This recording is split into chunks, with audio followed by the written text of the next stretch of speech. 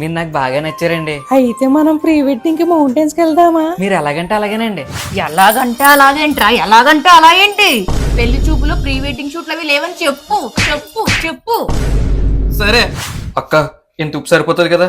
అదే ఉప్పు కాదురా, చీమల మందు. ఈ కుకింగ్ అయితే నా వల్ల కాదు. కుకింగ్ అయి నీ వల్ల కాకపోతే రేపు పొద్దున్న పెళ్లి అయ్యాక నీ పెళ్ళం అదే కుక్కర్లో వేసి వండేస్తుంది, అప్పుడు తింది.